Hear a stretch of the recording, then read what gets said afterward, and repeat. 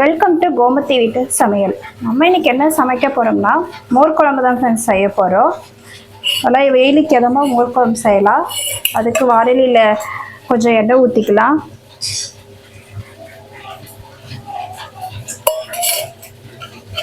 கொஞ்சமாக கடலைப்பருப்பு போட்டுக்கலாம், உளுத்தப்பருப்பு, கடுகு, இதோட 2 வரமிளகாயும் போட்டுக்கலாம். சின்ன வெங்காயம் சேர்த்துக்கலாம். மோர் குழம்புக்கு இன்னைக்கு எந்த காயும் இல்லாமல் வெறும் வெங்காயம் வச்சு தான் மோர் குழம்பு பண்ண போகிறோம். அதுக்கு நல்லா ஒரு 10-15 சின்ன வெங்காயம் நான் அது பெருசாக இருக்குன்றதுனால நான் சன்னமாக அரிஞ்சு எடுத்துக்கிட்டேன். நீங்கள் அது சின்னதாக இருந்துச்சுன்னா அப்படியே முழுசாக கூட போட்டுக்கலாம். நம்ம குழம்போட சாப்பிடும்போது நல்லா இருக்கும். அது வெங்காயத்தூள் கொஞ்சம் சேர்த்துக்கலாம்.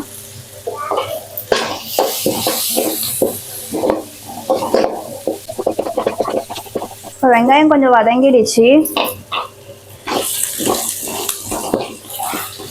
இப்போ இதோட பார்த்தீங்கன்னா நான் ஆல்ரெடி தேங்காய், 3 பச்சை மிளகா, ஒரு துண்டு இஞ்சி, கொஞ்சோண்டு ஜீரகம் அதை அரைச்சி வச்சிருக்கேன். அதையும் சேர்த்திக்கலாம்.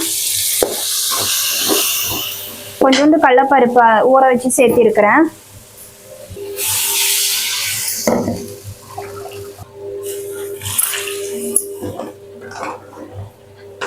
இதோட கொஞ்சோண்டு மஞ்சத்தூள் போட்டுக்கோங்க.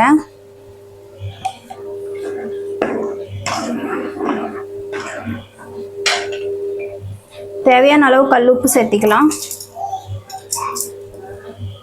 இது ஒரு கொதி வரட்டும் நம்மளுக்கு. இப்போ பாருங்க ஃப்ரெண்ட்ஸ், இந்த அளவுக்கு ஒரு 2 நிமிஷம் நல்லா கொதிச்சிடுச்சு.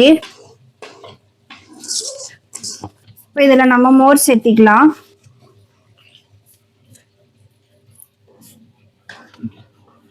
மோர் குழம்பு கொஞ்சம் தண்ணியாட்டம் இருந்தால் தான் நல்லாயிருக்கும். அதனால் இன்னும் கூட கொஞ்சம் தண்ணி சேர்த்துக்கலாம். இந்த ஸ்டேஜில் உப்பு நீங்கள் பார்த்துட்டு உப்பு வேணா ஆட் பண்ணிக்கிட்டு ஒரு 2 நிமிஷம் நல்லா கொதி வர வரைக்கும் விட்டுட்டு ஆஃப் பண்ணிடலாம் ஃப்ரெண்ட்ஸ்.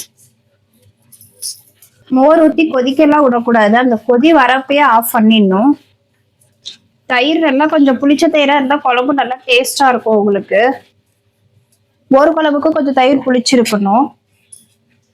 இப்போ பாருங்க ஃப்ரெண்ட்ஸ், நுர கட்டிட்டு கொதி வர மாதிரி ஆயிடுச்சு. இந்த ஸ்டேஜில் நம்ம அடுப்பை ஆஃப் பண்ணிடலாம்.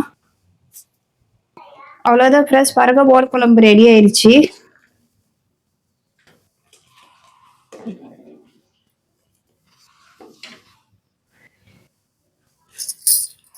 நம்ம சேனல் சப்ஸ்கிரைப் பண்ணாதவங்க சப்ஸ்கிரைப் பண்ணுங்க, கமெண்ட் பண்ணுங்க, ஷேர் பண்ணுங்க, மறக்காம கூடவே பெல் பட்டனை கிளிக் பண்ணுங்க. எங்க சேனலுக்கு நல்லாவே சப்போர்ட் பண்ணுங்க ஃப்ரெண்ட்ஸ். தேங்க்யூ.